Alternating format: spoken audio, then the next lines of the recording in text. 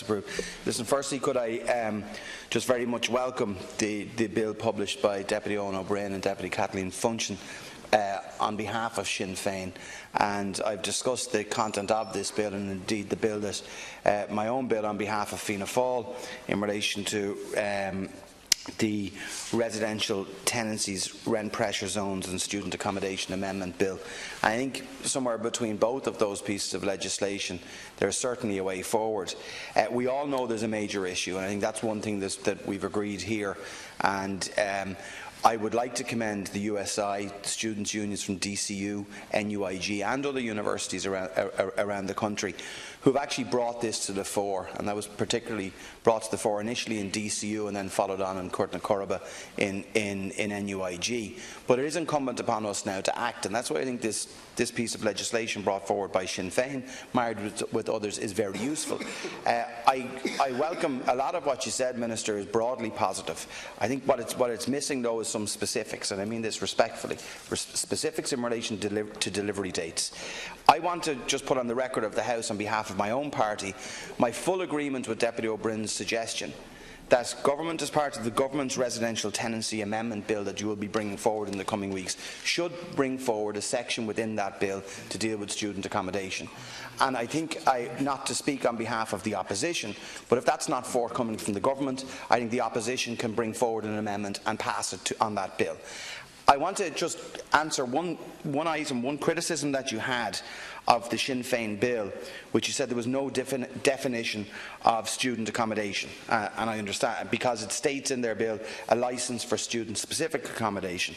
Now, in the Fianna Fáil bill, and this is to be helpful to all sides on this, the bill that we alluded to, we actually defined what that is, and there is a definition for student accommodation. So I'm not sure necessarily why we're waiting for the Attorney General's advice on student accommodation. I want to return to that, and that is that we would, for the sole purposes of, this was in our own bill, tenancy under the subsection also applies to the use of student accommodation as defined in section 13D of the Planning and Development, Housing and Residential Tenancies Act 2016 during academic term times. So we actually define, government defines and law defines what purpose-built student accommodation is. So let's start with that. I think that would be an eminently sensible suggestion, if you don't mind me saying so myself. I think that could be done. I would ask in relation to the AG's advice. I discussed this with Minister Murphy some time ago as well, is what advice in particular are we looking for? Is it the treatment of a licence arrangement vis-à-vis a tenancy? Because I think what Sinn Féin have proposed here this evening and what we have proposed actually works, is just to actually bring that in, the licence, to treat that as a tenancy agreement. So I'm not sure what we're looking for from the AG.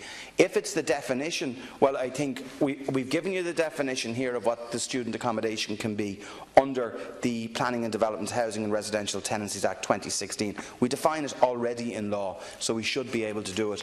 I would say to you that time is absolutely of the essence, and I know you know this, and there has been progress made in relation to the provision of purpose-built units. Like Deputy Adams mentioned earlier on, and he's right that there's 33,000 students in purpose-built accommodation. You've said it by way of the National Student Accommodation Policy document. There'll be a further 21,000. That's all good.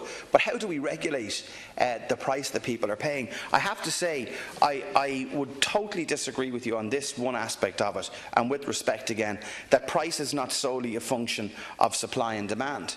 You can't, that basically is a Fine Gael mantra of leave it to the market.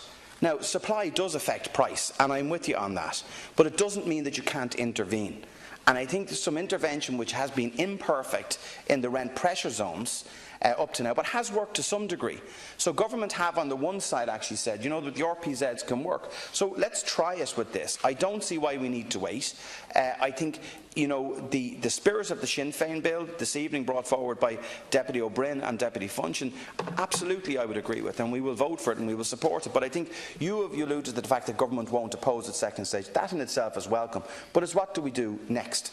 And I think there's a real opportunity in next month, in June, when the bill comes forward, that government should bring forward an amendment now. If I don't believe that would be bad law, we have definitions there, we can do it. I think there's an opportunity for everyone across the House to work on that, to show the student body out there that, you know what, the Oireachtas and the Dáil is actually very serious about dealing with their problems. Because to conclude on this, I've met students who've had to leave college or can't go to college because they cannot afford the rents. That's a fact, and you don't want to see that as Minister responsible. None of us want to see that either. So we can do something with this. I would respectfully suggest that you speak to your own department, obviously your own officials and Minister Murphy, and say, do you know what, we can bring an amendment forward. Because I would say to you, if we don't, that certainly Fianna Fáil, I'm sure Sinn Féin and Labour and other parties here will do likewise and can work together to make sure that the bill is amended to include student accommodation. Thank you, Deputy. Deputy Casey. Thank you, Cahir.